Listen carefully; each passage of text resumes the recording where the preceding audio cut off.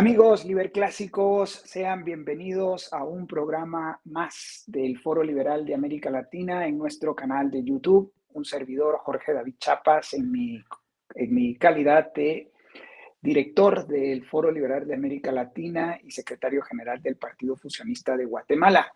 Es un gusto presidir y anfitrionar este nuevo directo en el canal de YouTube y en otras redes sociales donde estamos transmitiendo en simultáneo a fin de poder hacer llegar nuestro mensaje a todos aquellos ciudadanos latinoamericanos que están hartos de ver cómo este continente y nuestros países sucumben ante las izquierdas y ante la pobreza, la violencia y la corrupción generalizadas en la región. Nosotros creemos tener un programa político de transición de este sistema perverso que hemos llamado estatismo al sistema contrario, el capitalismo liberal y democrático. Y confiamos y estamos firmemente convencidos de que este programa que hemos llamado las 5 reformas es un programa de transición que va a generar las condiciones de riqueza, no solamente riqueza material, sino también de tranquilidad, de paz, de prosperidad generalizadas en las familias de todos los países latinoamericanos.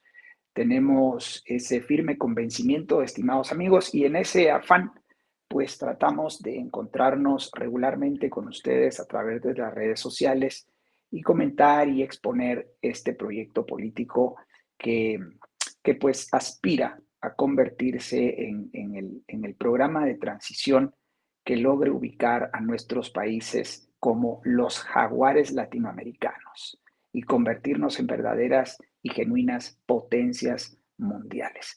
A eso aspiramos y con esa ilusión, con esa aspiración, con ese noble anhelo, pues henos aquí hoy 21 de agosto del año 2024, celebrando el Día del Fusionismo. Y pues precisamente para eso hemos convocado a los directores del Foro Liberal de América Latina. Hemos convocado al presidente del Foro Liberal, el señor Pablo Paiva, quien nos acompaña desde Uruguay, y al profesor y economista político también, José Luis Tapia, quien nos acompaña desde Perú. ¿Qué tal, amigos? Presidente Paiva, profesor José Luis Tapia, buenos días, buenas tardes, buenas noches. Qué gusto saludarlos. Muchas gracias, Jorge, y bienvenido, Pablo.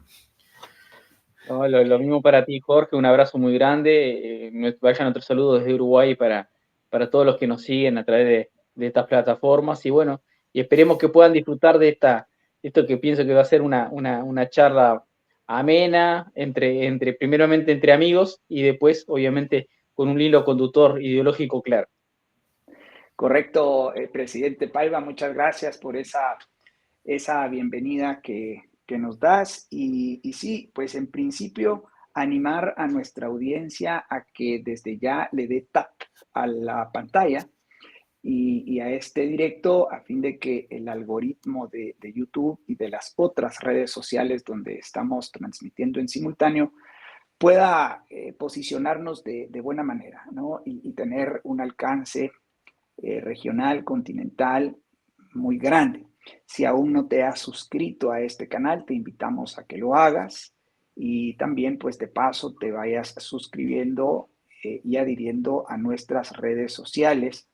Estamos presentes en X, en Instagram, en Facebook, y tanto a nivel del Foro Liberal de América Latina como a nivel de nuestros partidos políticos. El Partido Fusionista en Guatemala, el Partido de Evolución en Uruguay, el Movimiento por las 5 Reformas en Perú, el Partido Liberemos México, que también tiene mucha actividad, y bueno, pues el resto de liderazgos y movimientos que ya crecen orgánicamente en otros países como Costa Rica, Colombia, Bolivia, Ecuador, Chile, y Argentina un poco. Así que muchísimas gracias, estimados colegas. Justamente la idea es tener una conversación en torno a ¿eres fusionista y no lo sabías? Ese es el gran título. Y el subtítulo que hemos acuñado es de John Locke y Adam Smith a Margaret Thatcher y Ron Paul. Bueno, estos grandes referentes para nosotros los liberales clásicos del continente americano y más específicamente de América Latina. Quizás la forma más idónea de comenzar, presidente Paiva, es esbozándole a nuestra audiencia qué es fusionismo y de pronto por qué hay mucha gente que lo es y no sabe que lo es. ¿Cómo definirías tú el fusionismo y cómo le harías saber a la gente que de hecho lo es, aunque no necesariamente lo sepa? Bueno, primero que nada, creo que es un término en el cual simplifica en gran medida, en el buen sentido de la palabra, aquello que creo que todo ser humano es por naturaleza, y como es algo propio de su naturaleza, es algo que se da naturalmente. Entonces, lo que naturalmente debería de buscar todo ser humano, un sistema así, ya sea político, económico y moral, y normalmente y naturalmente tiende a eso, y lo antinatural, digamos, es ir en contra de eso, para que seamos claros. El fusionismo engloba unos cuantos conceptos bien importantes. Primero, un alto grado de realismo. Todo modelo político y económico, pero el modelo y del sentir de la vida nuestra en general, siempre se basa en algún modelo filosófico, ¿verdad? Y nosotros, como la filosofía para nosotros también es algo muy importante, porque nos enseña no solamente el correcto forma de pensar, el razonamiento adecuado y correcto, y el realismo es una escuela filosófica en la cual siempre fue histórica, defendida desde los tiempos de Aristóteles, capaz que más acá en el tiempo, por medio del objetivismo de Ayn Rand, ha sido revalorizado, y en el medio hubieron baches. Entonces, el gran tema del realismo es justamente aquello lo cual anhela el ser humano, que es lo mejor para sí mismo, individualmente, y en la medida que mejora él individualmente, mejora el colectivo, inicialmente, primeramente su familia y todos aquellos ámbitos en los cuales él tenga incidencia. Filosóficamente, el fusionismo viene a ser algo realista y natural. Después es lo económicamente deseable, porque es aquel sistema basado en el capitalismo en el cual potencia la parte individual del ser humano, y lo cual aquel que por naturaleza tiende a mejorar. O sea, todo el que nace, es como que empieza una carrera y en la medida que va atravesando valla, lo que quiere es prosperar en la vida, ser próspero e ir creciendo con esa mirada de futuro y después de prolongarse él incluso en su descendencia. Entonces, por eso económicamente el capitalismo es obviamente que es el modelo a seguir y el natural para el ser humano. Uh-huh.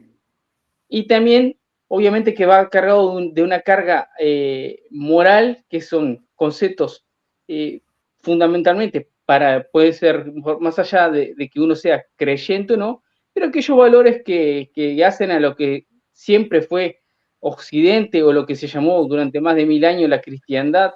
En definitiva, todos aquellos conceptos y valores judeo-cristianos que han hecho de Occidente lo que fue Occidente hasta tal vez algo menos de 100 años, en los cuales un poco se ha ido desvirtuando lo que era Occidente. Pero esas cosas, tanto lo moral, lo político y lo económico, todas esas cosas engloban el fusionismo. Por eso tal vez capaz que hay una mejor, siempre todo es perfectible, pero creo que es una buena carta de presentación para lo que es el fusionismo. Por eso, de ahí el título, me inspiré un poco en el título, ¿no? En el sentido de que muchas veces somos fusionistas y no lo sabemos, porque nuestro primer anhelo es lo mejor para nosotros y para los nuestros. económicamente, moralmente, en el ámbito de la seguridad y bueno, determinadas certezas que hacen a la vida del ser humano, o sea, el realismo. Creo que eso en definitiva podría ser lo que podríamos decir de una manera bastante sencilla, pero no simplista, pero para que todo aquello que nos siguen, que capaz seguramente son fusionistas y no lo sabían. Excelente introducción y descripción, presidente Paiva. Muchísimas gracias. A mí me ha gustado muchísimo la alusión al realismo, ¿no? Porque pues básicamente en América Latina parece que vivimos de las fantasías y de las ilusiones y no pues reconocemos la realidad que actualmente nos rodea y que son esos intereses, esas aspiraciones tan naturales que tú has señalado. Profesor José Luis Tapia, el subtítulo de nuestro directo refiere a 4 grandes exponentes del fusionismo y más, tal vez más concretamente del liberalismo clásico, ¿no? Pero reparar, para empezar, en Adam Smith, ¿sí? Y el aporte que hizo este economista, quisiera que tú nos cuentes, nos digas cuál ha sido el aporte de Adam Smith a la economía en general, pero sobre todo al desarrollo de los países, qué es lo que nos enseña este economista, este autor, y que debiésemos de retomar, de conocer y de aplicar en nuestros países. Okay, muchas gracias, Jorge. Lo primero, decir que Adam Smith es el que ha sistematizado ideas económicas que andaban dispersas de sus predecesores, ¿no? O sea, teníamos ya desde la época escolástica hablando de la tasa de interés, se hablaba incluso del valor subjetivo, pero todo eso estaba disperso, es decir, muchas ideas sueltas por ahí en el camino, que lo que hizo Adam Smith fue recoger muchas de estas ideas de la economía, incluso política inglesa, y lo escribió en un libro bastante grande, en número de hojas, creo que está por los 800 o algo así, y presenta una visión holística de la economía, primero diciendo en el mundo se arregla de acuerdo a una serie de ocupaciones de las personas, es decir, la división del trabajo, pero que esta división del trabajo o la división de las ocupaciones o las divisiones de los empleos de cada uno está regido en un orden espontáneo, es decir, en un orden no diseñado por el hombre, en el cual prevalece mucho la iniciativa privada, la iniciativa libre, donde se perfila esa división del trabajo bajo el signo de la propiedad privada. Es decir, esta sistematización de la idea, que lo hace en un contexto donde estaba el mercantilismo como sistema, ¿no? El sistema de los privilegios, él proponía una alternativa a partir de la observación, que eso era su principal aporte, observar y decir lo que veía, es que plantea un orden espontáneo a la medida del libre comercio. O sea, él hace una denuncia pública de lo que sería el proteccionismo como una medida ineficiente que no consigue lo que se propone, le disminuye los salarios, los sueldos al resto de la población, mientras un grupito de privilegiados que están, entre comillas, protegidos, ¿no? En realidad desprotege al resto de la sociedad. Entonces hace esa denuncia pública, se hace famoso, denuncia al mercantilismo como ese sistema de privilegios o castas, si quieren llamarlo, entre los artesanos, los agricultores, los comerciantes, etcétera, que buscaban la protección para conseguir sus fines económicos. Entonces presenta entre ellas la famosa idea, el de los alfileres, que es mejor que lo hagan varios en etapas, fabricación de un alfiler, que hacerlo una sola persona, porque hacerlo una le toma más tiempo que dividirse el trabajo entre varios. y ahí se muestra la eficiencia económica con ese ejemplo, el de los alfileres. Hay que señalar que ese señor Smith, Adam Smith, era un moralista, ¿no? Un estudioso de la moral, porque antes de escribir ese libro ya había presentado la teoría de los sentimientos morales y que su versión de la economía proviene justamente de esa manera de ver la economía de un punto de vista no solamente económico, sino también ético. Entonces, aunque no es necesariamente pues, el libro de investigación y naturaleza de causa y la riqueza de las naciones, es un libro sobre tratado moral, pero sí lo considera como una fuente de conocimiento que puede tener implicancias morales de aquí para adelante. Y ahí viene la pregunta que tú haces y señalas de qué implicancias tiene eso en el desarrollo actual. Es que las ideas de Adam Smith siguen vigentes, o sea, no hay que descubrir nada, en realidad hay que volver a releer a Adam Smith para retomar a las fuentes originarias, la que dio origen a los gobiernos limitados. Es decir, si tú precisas qué ha hecho los gobiernos o qué hacen los gobiernos en estos momentos, es salirse de ese orden de ideas de Adam Smith que le da ese componente de la riqueza o el estándar de vida de la gente que mejora en la medida que sean más libres y que un gobierno sea limitado en la justicia, en la seguridad, en las obras públicas, que eso es sus ideas centrales. O sea, no tiene que hacer el gobierno nada más que eso. Y eso es la economía política. Eso es lo que así se debe enseñar a los alumnos en las universidades para que se vea con claridad de que el orden económico es un orden libre, es un orden espontáneo, donde ya el mismo Adam Smith señaló la mano invisible, ¿no? Es decir, hay gente que no necesitas tú decirle nada, simplemente actúa en consecuencia a una armonía económica donde esa armonía parece que está guiada como que si existiese una mano que sabe dónde debe colocar a las personas en una situación de eficiencia, de eficacia y de riqueza, que es lo que las personas buscan. Antes de llamarse economía política, a la economía se le llamaba ciencia de la riqueza.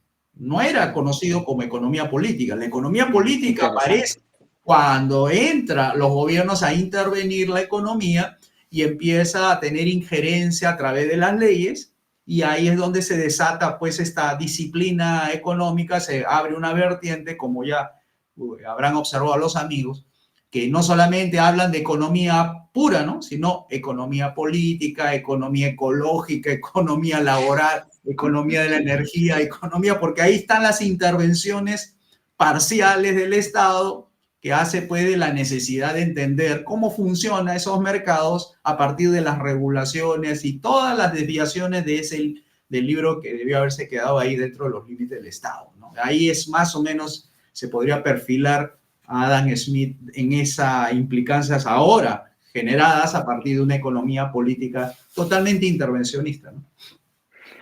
Muchísimas gracias, José Luis. De verdad que excelente descripción de los aportes que hace este economista y moralista, como bien señalas, Adam Smith. Me hiciste recordar que en su obra La riqueza de las naciones se cita muy claramente que las funciones de un gobierno limitado son la seguridad, la justicia y las obras públicas. Eso yace en la obra de Adam Smith. Y si me apuran, me atrevo a decir incluso la página en la cual, bueno, dice esto, y recuerdo muy bien que es la página 576, porque, bueno, pues me he dado a la tarea de buscar justamente esta premisa de la cual parte el concepto de gobierno limitado. Y me hiciste recordar también el hecho de que Adam Smith tiene una obra complementaria, ¿no? Que se llama La teoría de los sentimientos morales. Es muy recomendable esta obra. Yo he tenido la inquietud de revisar algunos de los capítulos de esta obra con mis hijos en mis clases de homeschool.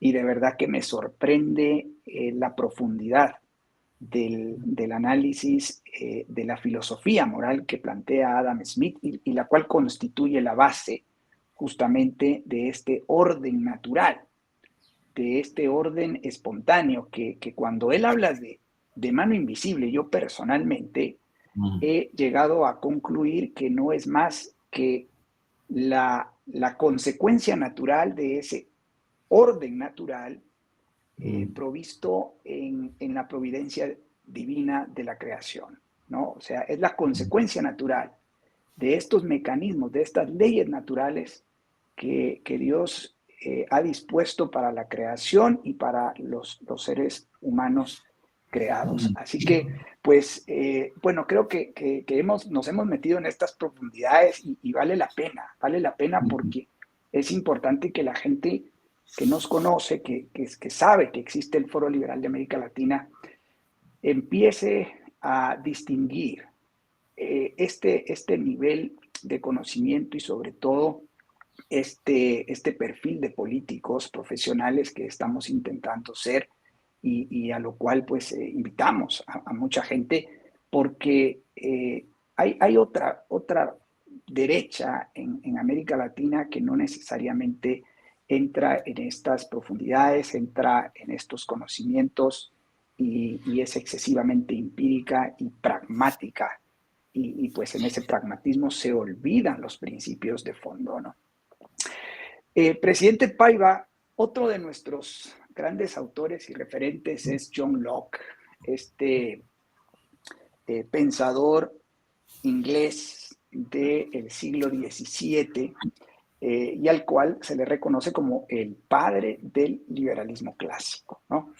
El trabajo de John Locke se terminó materializando en la Constitución de los Estados Unidos de Norteamérica y en la Declaración de Independencia de Estados Unidos. Y su trabajo pues tiene que ver básicamente con definir justamente el gobierno más eficiente, más eficaz en sus tareas fundamentales y plantea pues básicamente el tema de los 3 derechos naturales: el derecho a la vida, a la libertad y a la propiedad privada. Hoy en día en Uruguay, Perú, Guatemala, América Latina, estos 3 derechos se encuentran socavados, ¿no? Para ti, ¿cuál ha sido la causa del socavamiento de estos 3 derechos naturales y por qué debiésemos de esforzarnos todos los latinoamericanos por consagrarlos en nuestras constituciones, rescatarlos de este sistema perverso y volver a ponerlos en franca aplicación? Espectacular la pregunta, porque la verdad que también a modo de introducción, ¿verdad? Así como bien lo destacaba José Luis y de forma muy detallada, cómo Adam Smith se opuso a lo que era el mercantilismo, de la misma forma John Locke se opuso al absolutismo de la época, ¿verdad? Todo lo que representaba el gobierno de los Luises, todo ese tipo de sistema de monarquismo absoluto en el cual, bueno, no había más ley que la del rey, que a su modo de ver era divino, y obviamente la incidencia de John Locke es algo tremendo. Yo creo que indudablemente es el gran padre político del liberalismo, esencialmente, indudablemente que tuvo su incidencia fundamental en la Carta Magna de los Estados Unidos. El famoso lo conocemos como un sistema de pesos y contrapesos, ¿verdad? Que es lo que establece en definitiva lo que es un gobierno limitado, es ese sistema de pesos y contrapesos con el cual cada uno de los poderes del Estado controla al otro y en el cual no simplemente limita, y con un concepto bastante en grande, en el cual los gobiernos no se tienen que limitar a no ser más aquello que lo que le permita la ley, una ley muy básica, y verdad, y los otros, los ciudadanos, estamos en libertad de desarrollar nuestra vida en todos los sentidos, en todo aquello que no está prohibido. Entonces, son premisas que son muy básicas y muy fundamentales, pero que normalmente son olvidadas. ¿Por qué? Porque creo que en los últimos épocas y durante muchísimos años, lo que hemos visto es yo creo que es un fenómeno que podríamos decir, así como decíamos que Occidente durante muchísimo tiempo fue la cristiandad, se ha dado lo que se conoce como la descristianización de Occidente. Y eso obviamente que tiene incidencia, porque así como sus tres derechos fundamentales que tú mencionabas, que es la vida, la libertad y la propiedad privada, vienen desde los principios bíblicos. Esos son los principios bueno, que hicieron a lo que es la sociedad de Occidente, lo que fue siempre la cristiandad. Y esos modelos después se fueron reflejados en su pensamiento filosófico, político, económico. Y en definitiva, cada vez que el ser humano trata de apartarse de esos parámetros, obviamente se empieza a llenar esos vacíos con aquellos que no corresponden. Entonces hoy vivimos modelos los cuales tienden a llamarse progresismo, en el cual el progresismo es una catarata de derechos que están lejos de los derechos fundamentales y convierten en derecho todo aquello que podría ser deseable para un ser humano sin hacer ningún tipo de esfuerzo. Y ahí nace el derecho a la salud, el derecho a la vivienda y el derecho a cada uno vivir a su real saber entender o de la manera la cual a juicio de la mayoría es inmoral, pero quieren el derecho de vivir de esa manera, entonces lo terminan convirtiendo en un derecho y en definitiva se convierte en un derecho para ellos y una obligación para el resto. Ese es el problema. Entonces, de ahí se va desvirtuando toda la naturaleza y eso hace que obviamente que esa sociedad se encuentre sobre un vacío en el cual, en vez de estar basada en simplemente tres derechos que son fundamentales y en eso que sea realmente su piedra angular, en una catarata de derechos para llenar un vacío que realmente ellos mismos lo han dejado de lado, ¿verdad? Cuando uno se aparta de la verdad, la verdad tiene que ser ocupada, obviamente, que por la mentira. Y eso creo que ha sido una de las cosas que han sido la consecuencia de la sociedad que hoy tenemos. Por eso, incluso se dan algunas paradojas, ¿verdad? Por ejemplo, con movimientos económicos que hemos visto décadas atrás, como por ejemplo fueron los tigres asiáticos, que sabemos que, por ejemplo, no son sociedades que se hayan basado fundamentalmente en los principios cristianos. Pero ¿cuál es lo notable de esto?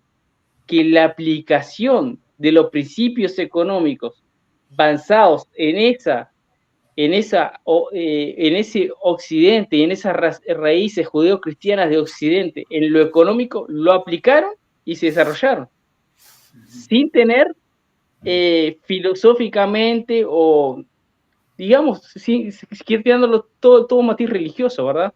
Entonces, es algo que resulta hasta chocante. O sea, nosotros, todo eso que resultó en el auge político, económico y de bienestar de toda la sociedad en Occidente, lo abandonamos y aquellos que nunca lo tuvieron, lo abrazan. Resulta bastante paradójico, al menos. Singular, paradójico y la verdad que indudablemente yo creo que el volver al fusionismo es volver a las raíces, realmente aquellas raíces de aquello que realmente resultó y fue bueno durante muchísimo tiempo, algo que realmente hizo próspero a naciones como los Estados Unidos. Por eso no es de llamar la atención que incluso las cartas, o sea, la relación epistolar que tenían entre los padres fundadores eran básicamente, muchas veces, eran con citas bíblicas, ¿verdad? Porque esto fue la base, y por eso también la constitución de los Estados Unidos también fue espejo en muchas de las sociedades a principios del siglo XIX, también en Sudamérica. Obviamente que después muchas cosas se fueron desvirtuando y hoy tenemos la sociedad que tenemos. Realmente a mí me está pareciendo excelente este directo, este programa. Yo espero que a la audiencia también le esté pareciendo muy, muy rico, ¿no? Muy sabroso en contenido, porque estamos hablando de política y no necesariamente de la politiquería prevaleciente en nuestros países y especialmente en los medios de comunicación.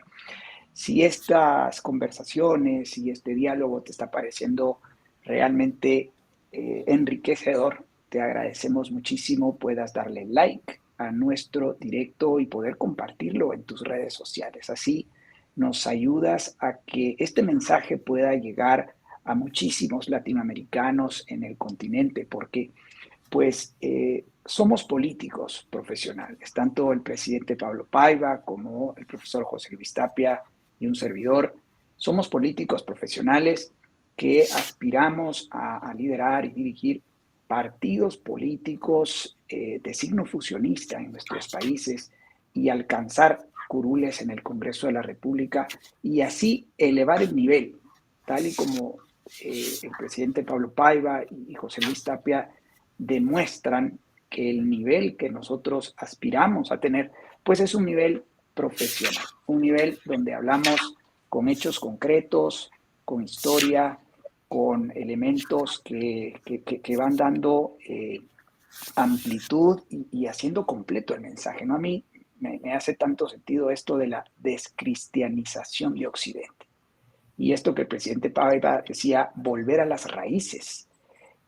Quizás en América Latina tendremos que aplicar alguna especie de enraizador, porque quizás en América Latina no aterrizaron necesariamente estas ideas y a nosotros como pioneros de este proyecto político de raigambre cristiana, pues nos toque que ser los primeros y por eso quizás nos está costando muchísimo, ¿no? Queremos hacérselos saber. Este es un camino arduo, muy difícil, en el cual algunos de nosotros, por ejemplo, el profesor José Luis Tapia lleva quizás 20 años en esto, impulsando estas ideas y bueno, algunos llevamos menos, pero pues ha sido un camino difícil de caminar.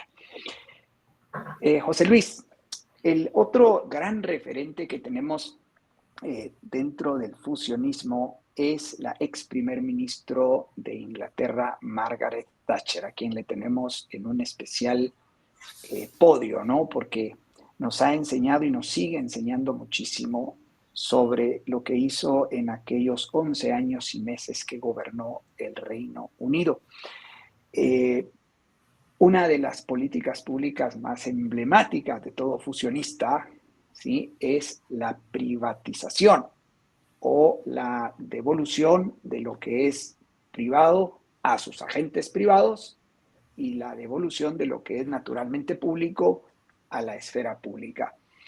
¿Qué nos podrías decir tú respecto de los aportes de Margaret Thatcher hace unos 50 años, más o menos? Que fue una política que supo integrar un discurso de derecha a las clases populares. Es decir, se creía que el laborismo era la organización clave para su representación política de los trabajadores.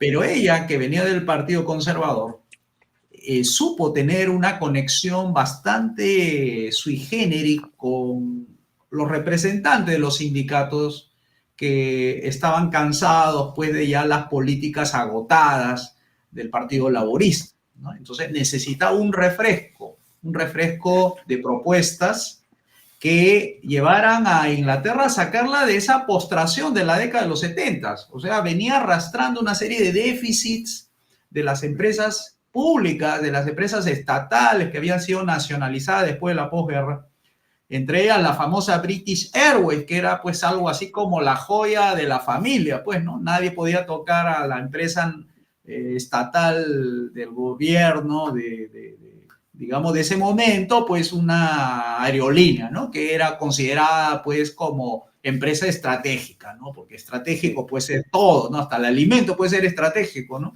Pero ellos consideraron pues que British Airways no se podía tocar. Bueno, ella lo tocó, pues ella agarró y hizo un proceso de privatización de muchas empresas, la siderúrgica, que eran las principales empresas estatales con bastante cantidad de empleos, y ahí tenía pues la masa laboral que votó por ella.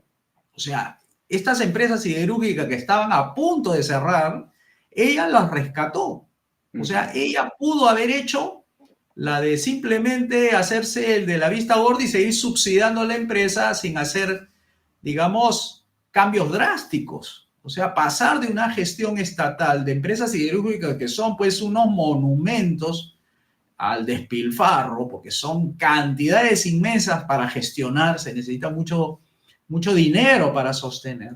Pasar un monstruo como las empresas siderúrgicas, que pues una empresa siderúrgica, estoy hablando pues de empresas o una empresa estatal dedicada a la fabricación de barcos contenedores. O sea, estas empresas son gigantes. O sea, te puede comer pues 5 o 6 puntos de un PBI así de fácil, y eso tenías que trasladarlo al sector privado. Entonces, esa privatización, que es pesada por su, digamos, por el movimiento económico que genera, tiene pues sus sindicatos, como cualquier empresa estatal. Bueno, ¿cómo convencer al sindicato que algo que está funcionando para ellos, entre comillas, medianamente bien o regularmente en un sentido de eficiencia, pasarlo a un tipo de gestión privada donde ellos ya pasan a ser menos protagonistas de lo que venían siendo cuando era empresa estatal, donde ellos ya definían, negociaban con el gobierno los aumentos de salario, y ahora el cambio de timón significaba que ya no va a negociar con el gobierno, sino va a negociar con los dueños, con los accionistas, con los que van a ser, digamos, las empresas privadas que se van a hacer cargo de estas empresas, ¿no? Entonces, esa conexión que me he referido es toda una estrategia política que ha sido diseñada por ella para tener pues el asentimiento, el permiso, si se quiere, la licencia, como acá en el Perú le dicen, licencia social para poder privatizar. Entonces, a ella le fue muy bien, ¿no? Tuvo una votación interesante de la clase media, que era su, digamos, de ella proviene pues de padres comerciantes, y además tenía pues a la clase laboral o al grupo de sindicatos, de trabajadores a la mano también, en sus manos, para tener una votación alta, ¿no? En la primera antes de ser reelegida. Entonces, esas privatizaciones que son contraintuitivas en un momento en el cual el estatismo estaba pues en crecimiento, ella dio un giro del timón por allá por los años 80, antes de todo este, digamos, movimiento del consenso de Washington que se da en el año 89 para adelante. Ella ya empezó a impulsarlo desde hace años antes. O sea que ya venía arrastrando toda una serie de lecciones económicas que fueron bastante apoyadas por think tanks de ese momento, que estaba ahí el Institute of Economic Affairs, donde ahí estaba pues la lectura, los pensadores, mucha gente que apoyó al gobierno de Margaret Thatcher viene de esos institutos liberales que integró prácticamente a la academia con las políticas públicas, ¿no? Ese creo que ha sido uno de los aportes de ella, es saberse asesorar de gente que tiene conocimientos más profundos e integrarlos de una manera, digamos, tal vez como una consultoría privada, sin fines de lucro, porque estas entidades son así, los think tanks son sin fines de lucro, dentro de una línea política de gobierno. O sea, think tank, partido político y la misma primera ministra integrados en una corriente, en una correa de transmisión de poder bastante interesante, ¿no? El Perú, como dato, lo pongo a complemento de lo de Margaret Thatcher, intentó hacer algo así. O sea, en el gobierno del señor Fujimori, sí, integraron un instituto que se creó con fondos del Banco Interamericano, para que vean cómo se creó estos institutos, que le daban respiro para pensar, ya que ustedes saben que en política pues los reflejos políticos tienen que ser inmediatos, versus ponerte a pensar, reflexionar, que lo tenía que hacer otro grupo de personas. Entonces, este gabinete de asesores del Ministerio de Economía y Finanzas, donde el reformador de ese momento, en 1992, era Carlos Bologna, integró ese think tank para que le diera un respiro intelectual a las políticas públicas, para que se refresquen en el camino y sepan hacer, porque tienen que tomar decisiones los políticos en ese momento. Entonces no tienen tiempo para pensar, simplemente tienen que tomar decisiones inmediatas, y tenían que hacerlo sobre la certeza de que dichas políticas iban a ser bastante, digamos, impactante para la vida de las personas y por eso se tenía que tener mucho cuidado en la implementación de esas políticas para que tenga éxito y no sea más bien un retroceso por no haberse hecho bien y bien pensado, de manera que pueda esas políticas, en lugar de impulsar los procesos de privatización, puede salir mal una privatización por no haberse hecho bien pensado y eso tenga impacto en las futuras políticas públicas. Entonces, Margaret Thatcher creo que dio una lección para el resto de países donde toman ese ejemplo para ver cómo se integra la academia, las políticas públicas, perdón, la academia con las políticas públicas, los partidos políticos y la correa de transmisión hacia el poder, ¿no? Excelente, excelente descripción, José Luis. Me hiciste, bueno, la verdad es que yo estoy aprendiendo muchísimo de ambos. Muchísimas gracias, de verdad. Me están haciendo recordar muchas cosas y aprendiendo muchas cosas. Pero me hiciste recordar también el documento llamado El Ladrillo en Chile, que fuera preparado por un grupo de profesionales que trabajaba o digamos fue el, un pool, un staff de gente que se anidó en el Centro de Estudios Públicos, que también pues, fue una especie de think tank que acogió, digamos, a estos profesionales y logran desarrollar pues, un programa político que luego aplicarían en tiempos del general Augusto Pinochet y diera lugar a ese desarrollo económico inaudito que experimentó Chile en la década de los 90 y primera década de este siglo, ¿no? Así que qué bueno que has resaltado el hecho de ese proceso político y de esa fusión que debe existir entre el sector político y el sector académico. Y sobre la base de un partido político, que fue lo que tenía Margaret Thatcher en el Partido Conservador, ¿no? Con todas esas bases que logra construir durante su carrera política, que por cierto empieza muy temprano. Margaret Thatcher fue ministra de Educación, famosísima porque quitó el vaso de leche en las escuelas públicas, en las escuelas estatales de Inglaterra, y empezó a hacerse de muchos enemigos, ¿verdad? De hecho, Margaret Thatcher tiene o se cita pues a Margaret Thatcher con un extracto de un poema en el que pues ella dice en síntesis de que si no te has hecho enemigos, pues tal parece que tu trabajo ha sido en vano, ¿no? O no ha sido necesariamente bueno.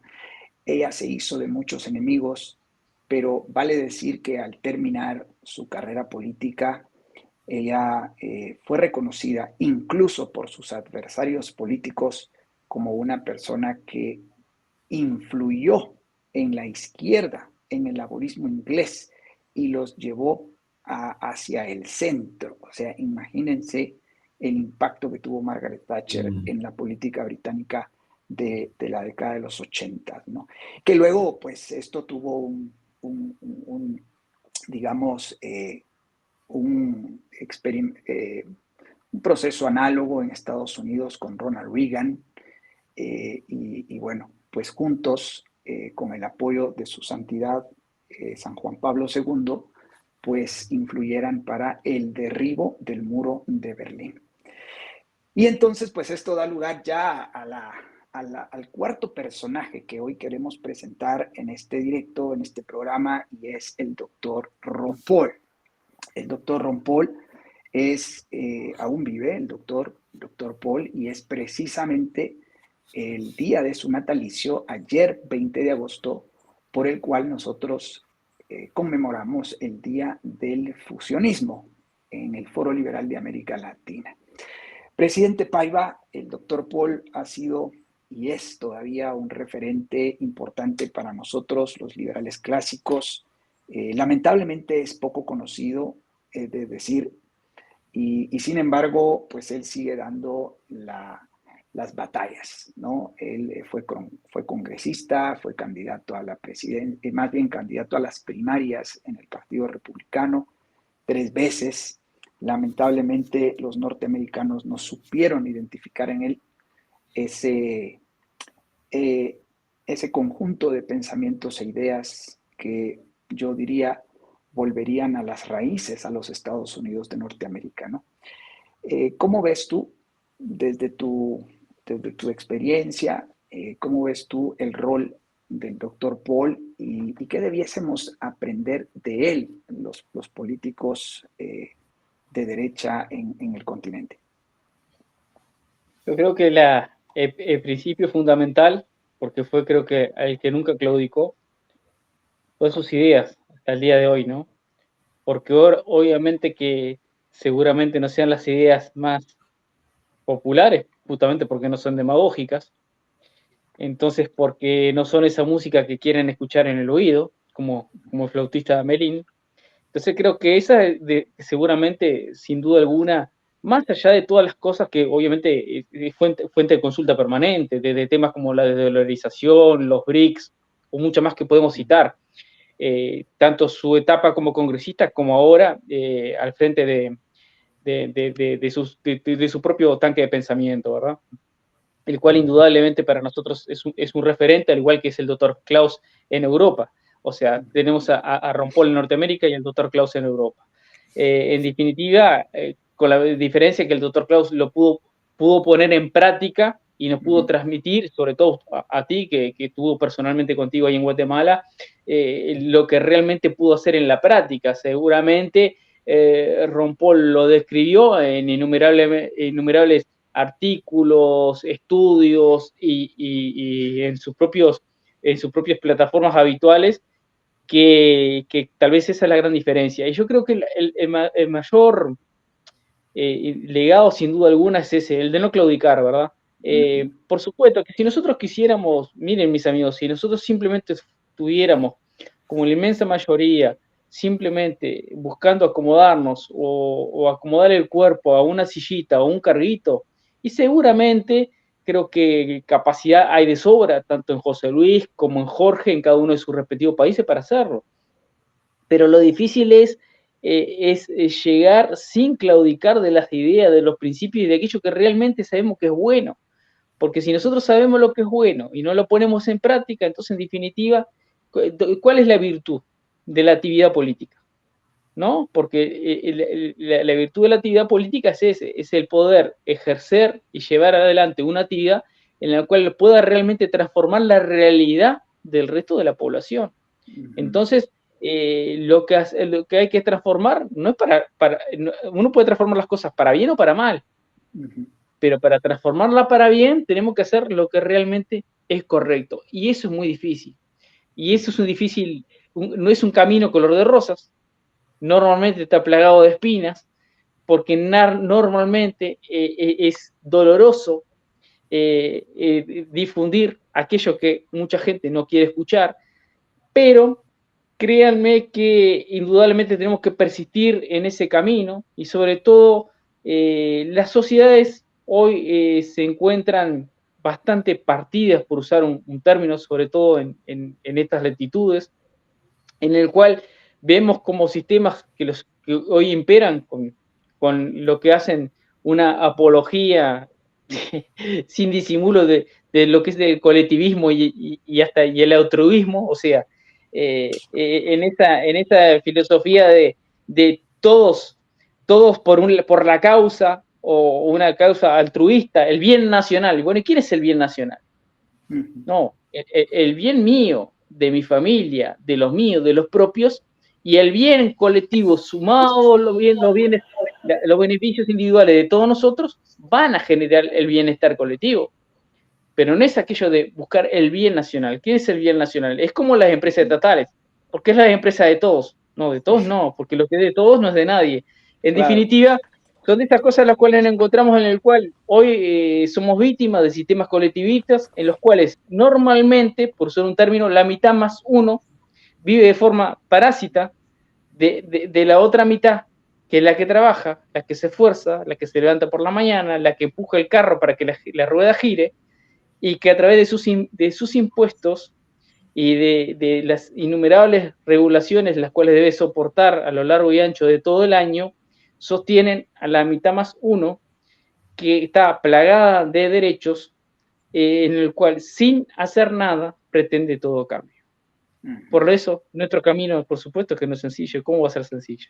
Pero creo que ese es el principal legado, es el no claudicar en las ideas, en saber qué es lo bueno, y bueno, y si sabemos qué es lo bueno, y tenemos un proyecto sólido como tenemos nosotros quienes nos consideramos fusionistas, nosotros los que estamos en el Foro Liberal de América Latina, el cual hoy tengo el inmenso prestigio y sobre todo la responsabilidad de estar al frente por circunstancias, indudablemente creo que tenemos algo que es invalorable y el cual seguramente esperemos que en el futuro próximo de nuestros propios países lo puedan valorar de la forma que realmente se merece, que es un proyecto realmente sólido, el cual ha sido suficientemente probado empíricamente, que sí que ha sido probado en países los cuales realmente estaban en situaciones muchísimo más penosas que los nuestros y que lograron transformarlo y que sean hoy países prósperos. Y nosotros que amamos a nuestras patrias, que amamos a nuestros países, ¿cómo no vamos a querer eso para nuestros países? Entonces, por supuesto que no es difícil, pero tenemos que no claudicar en las ideas, seguir el primer día como, o mejor dicho, todos los días como si fuera el primero, para que algún día podamos obtener esa meta que no sea ni más ni menos que cambiar la realidad de nuestros propios países. Y convertirnos en potencias mundiales, ¿no? Y ser incluso mejores que países como Singapur, Corea del Sur, Taiwán, países como los pequeños dragones, Malasia, Indonesia, Tailandia, Vietnam, o países como los leones africanos, Ruanda, Botswana, Kenia, Namibia, que son países que están teniendo grandes transformaciones. Gracias, presidente Paiva, por recordarnos esa gran responsabilidad que tenemos al frente de nuestros partidos y movimientos en nuestros países, porque pues el no claudicar requiere de mucha fuerza mental, de mucha fuerza y solidez también espiritual y física, evidentemente, ¿no?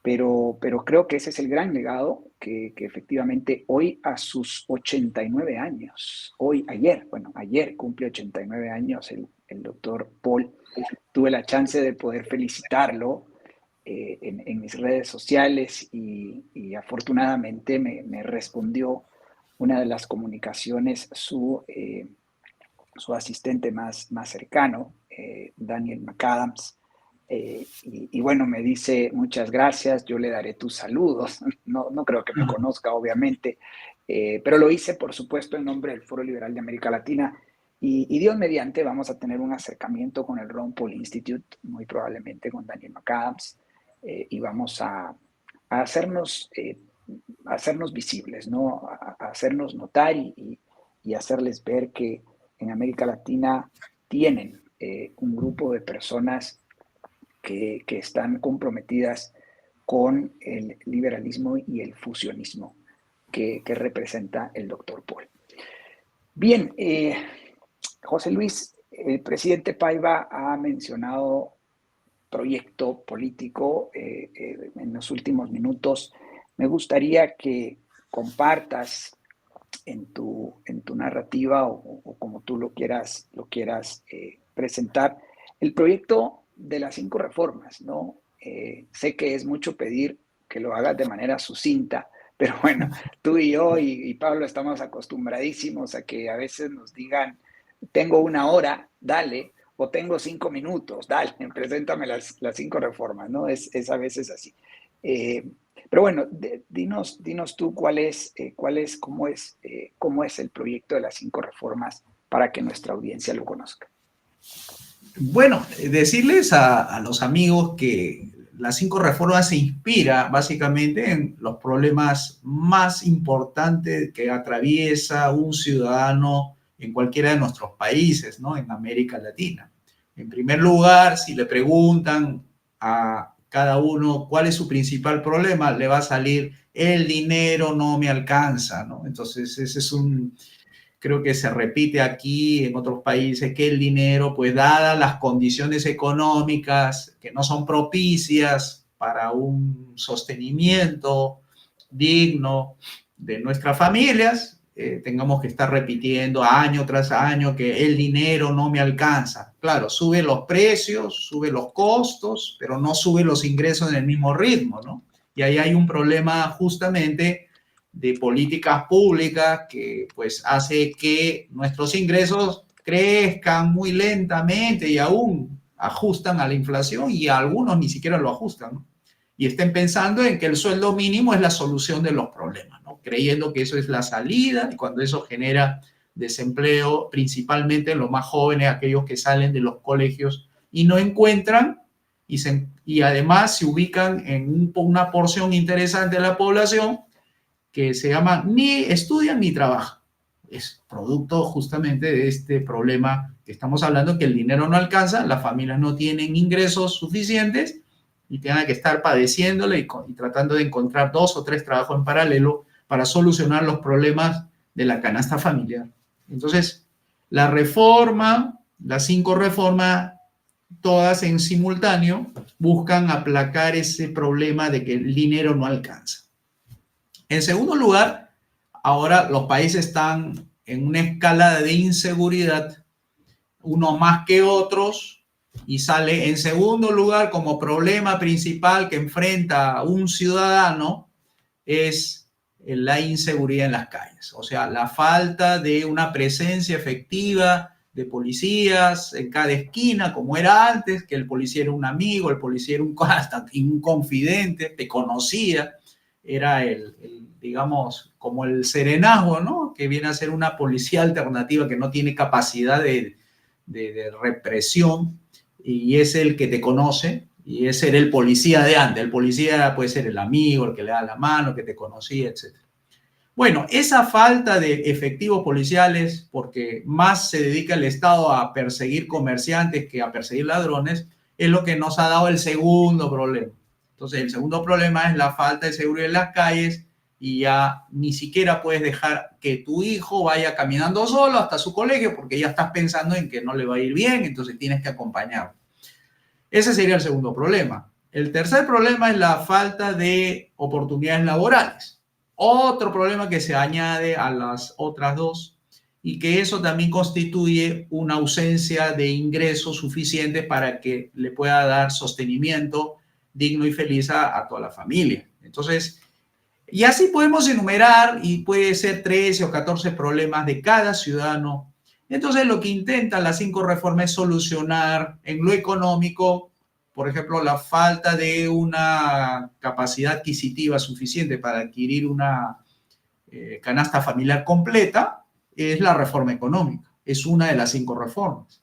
En la materia de seguridad, es decir, la ausencia de policías en cada esquina, y porque se dedica a hacer otras cosas el gobierno y menos a darle esa tranquilidad a los hogares, es que se hace la reforma política. La reforma política para hacer reformas en la policía, reformas en el sistema de justicia y que le dé pues la institucionalidad que le corresponde a un gobierno para que la ley se cumpla, ¿no? Porque acá las leyes no se cumplen o las que se cumplen son muy onerosas y la cumplen solamente aquellos que tienen dinero o capacidad adquisitiva, entre esas las empresas medianas y grandes. Y entonces la ausencia de buenas leyes genera estos costos hundidos prácticamente para todos, ¿no? Y ahí viene la reforma educativa, la reforma de salud y la reforma de las pensiones. Esas 3 vendría a ser la transición, si queremos sacar a nuestros países de la actual situación que se encuentra, de puros problemas más que de soluciones, empleamos las 3, la educativa con vouchers, la de salud con voucher y las pensiones con voucher, a los más pobres, porque ahí hay una transición que hay que realizarla, sacando del actual problema del socialismo que está metido en todas las políticas públicas y la debemos llevar a otro estadio, es decir, a un capitalismo de libre empresa que va a permitir que los ingresos suban, la seguridad en las calles aumenten, las instituciones como la justicia, la fiscalía no sean tomados por grupos políticos ni grupos ideológicos, sino que funcione a favor del ciudadano. Y así que la educación, que debería estar en los niveles altos, eso también es una aspiración que todos los fusionistas tenemos en el Foro Liberal, de hacer que la educación, los servicios de atención médica y las pensiones sean pues de alto nivel, de alta calidad. ¿Para qué? Para vivir bien, pues, porque no se crea el mundo para pasarlas la de Caín y estar estirando la mano como un mendigo, cuando eso lo podemos resolver siempre que el gobierno permita el libre mercado, que el gobierno se limite nada más a sus funciones de justicia, seguridad y obras públicas, y al resto que eso sea de gestión privada. Eso es todo. No se tiene que meter el gobierno en nada más que en esas tres funciones: justicia, seguridad y obras públicas. Esa sería la síntesis de las 5 reformas, para no hacerla tan larga. Buenísimo, José Luis. En otras palabras, pues proponemos dejar ese perfil de mendigo dependiente que hay en muchísimos de nuestros países, en todos prácticamente, y convertir a estas personas en ciudadanos dignos, en ciudadanos prósperos, en ciudadanos que se arraiguen en sus países y que pues abandonen la idea de migrar, ¿no? Hoy tan de moda en estas latitudes, millones de latinoamericanos son expulsados de sus países precisamente porque este estatismo empobrecedor pues genera justamente esa explosión, esos éxodos masivos. Se rompen las familias, los matrimonios, los chicos, los hijos se quedan sin la figura del padre, se quedan sin la figura de la madre, se quedan sin el rol de los hermanos porque tienen que huir pues por un trabajo eventualmente muy bien pagado en Estados Unidos o en otros países, ¿no? Nosotros creemos que América Latina, Guatemala, Perú, Uruguay, Venezuela, México, bueno, todos nuestros países pueden generar las condiciones para la creación de orden, de justicia, de libertades, de prosperidad, de riqueza y de paz. Y precisamente para ello, este programa de las 5 reformas, que va acompañado de un proceso de derogación de leyes malas y un proceso de una gran devolución de atribuciones, poderes y recursos que se nos han usurpado por décadas, por siglos en estas latitudes y que nosotros queremos devolver a los ciudadanos. No es un proceso fácil, estimados amigos, al contrario, realmente es un proceso muy difícil, muy ambicioso y por eso mismo estamos buscando a esos ciudadanos latinoamericanos de un espíritu ambicioso en el buen sentido de la palabra, gente que esté en la capacidad de desaprender muchos de estos paradigmas que se nos han enseñado, como por ejemplo el capitalismo es malo, ¿sí? O el de vivimos bajo un capitalismo, lo cual es completamente falso. Nosotros desarrollamos un proceso FOPRA, es decir, formación, organización, propaganda, recaudación de fondos y acción política, que es el modelo de gestión a lo interno del Foro Liberal de América Latina, a lo interno de nuestros partidos políticos, y para eso aspiramos a que muchos de ustedes que hoy nos ven eventualmente por primera vez se sumen a nuestros grupos, movimientos y partidos políticos ya creados o en formación. Y esa es la invitación que queremos hacer muy puntualmente en este día del fusionismo que celebramos y que hemos compartido con ustedes, pues a grandes rasgos, ¿no? Los aportes de estos grandes políticos y pensadores que a nosotros, al menos a nosotros, nos inspiran a seguir adelante. Bien, mis amigos, colegas, pues creo que les pediría unas últimas palabras para la audiencia que hoy nos ve y que seguramente les quiere escuchar nuevamente. Adelante, adelante, José Luis Tapia, si quieres primero y por último, el presidente Payón. Sí, muchas gracias nuevamente, Jorge, por la invitación y a todo tu equipo de comunicaciones del Partido Fusionista de Guatemala. Igualmente agradecerle a Pablo, presidente de nuestro Foro Liberal, por sus comentarios que han ayudado a entender mejor el panorama político de nuestros países. Jorge, igualmente, tus comentarios sobre todo lo que has manifestado en nuestros comentarios y los aportes del liberalismo clásico en la región y los impactos que corresponde y sobre todo destacar las figuras que tú has mencionado a lo largo del programa. El mensaje que quisiera dejarles a los amigos fusionistas, liberales clásicos, devolucionarios de América Latina es: no pierdan la fe. La fe es lo último que se pierde, porque si perdemos la fe, perdemos la esperanza y mejor cerremos todo, alistemos maleta y nos vamos hacia otros países para solucionar nuestros problemas particulares. Entonces, un poquito de paciencia, bastante fe con nosotros, que estamos en política, para poder realizar los cambios que esperamos sean pronto. Con la ayuda de Dios se va a poder lograr esto. Él decidirá si seremos nosotros los que veremos los cambios fundamentales que necesitamos para que nuestros países salgan del actual estadio, o serán las generaciones venideras, y para eso estamos trabajando esforzadamente aquí en el Perú, formando personas que nos hagan la tarea cuando ya nuestras fuerzas ya no den más. Así que ese es un legado que vamos a dejar, por lo menos desde el Movimiento 5 Reformas, para todas las generaciones que vengan después de nosotros. Muchas gracias nuevamente a Jorge, a Pablo y a Gabriel, que está también detrás de este programa, por la oportunidad de poder hablar, decir algo al respecto. Muchas gracias. Gracias a ti, José Luis. Un saludo muy, muy fraterno hasta Lima, Perú. Presidente Pablo Paiva, gracias por sus últimas palabras.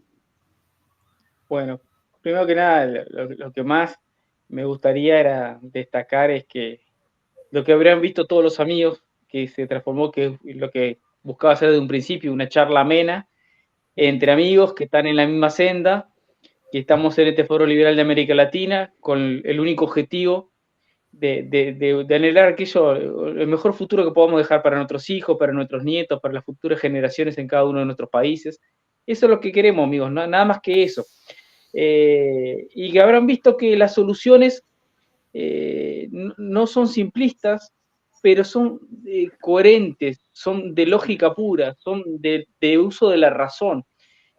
Normalmente el ser humano, cuando abandona la razón, tiene que ocuparla por algo. Entonces empiezan las ideas altruísticas, místicas, que pretenden ocupar aquello que la razón lo demostró desde un principio. Y de la misma forma, nosotros mismos.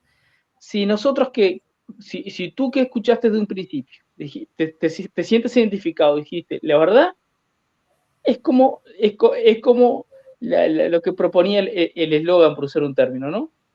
Era fusionista y no lo sabía. Bueno, descubrí que soy fusionista. Esto es lo que quiero para mis países y la verdad es que, porque esto es la razón pura.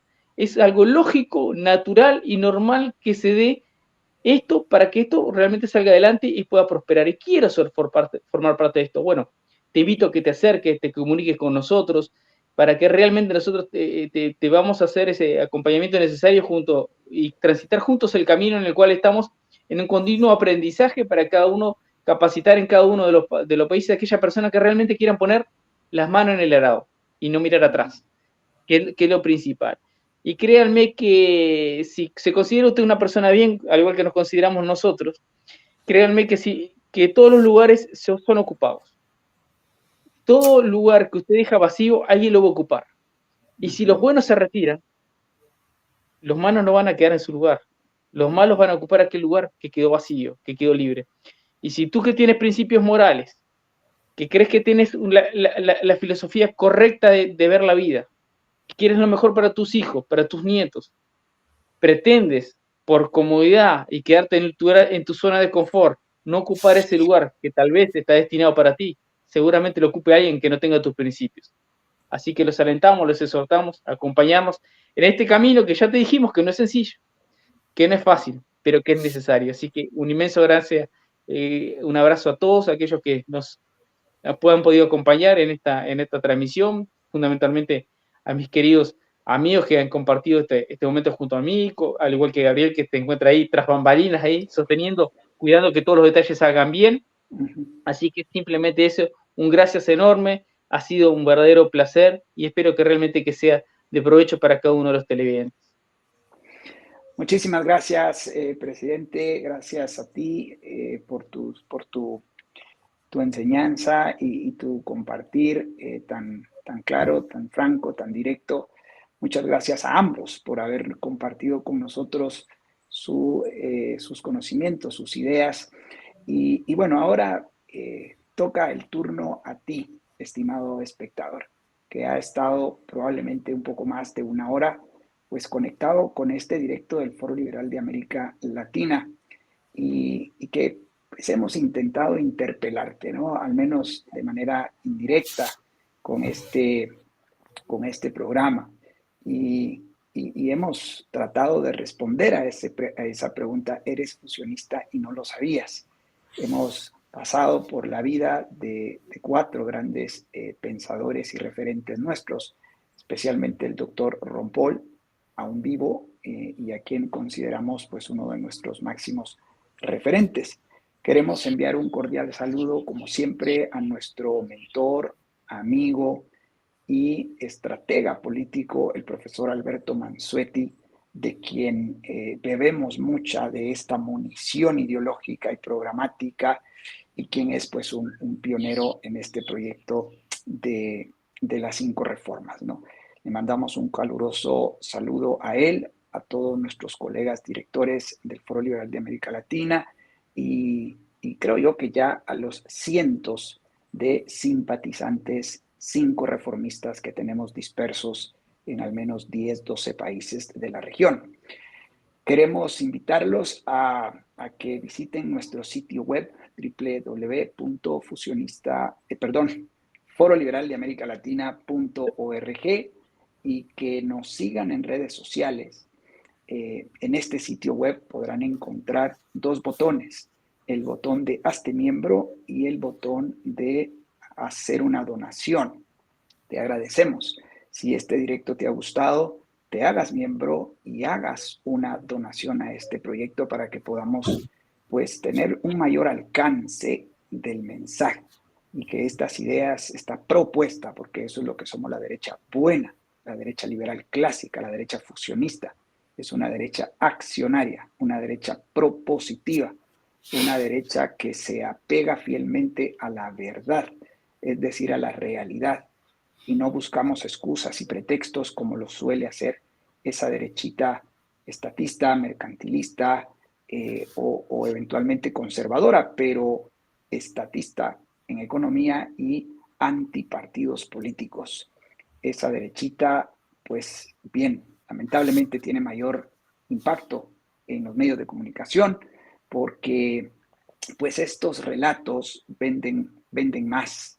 Pero nuestra propuesta, nuestro proyecto político es realista, es factible y de alguna manera responde a la verdad objetiva de cómo ocurre que los países salen de la completa miseria y transitan a la prosperidad, al orden, a la justicia y a la riqueza de las naciones.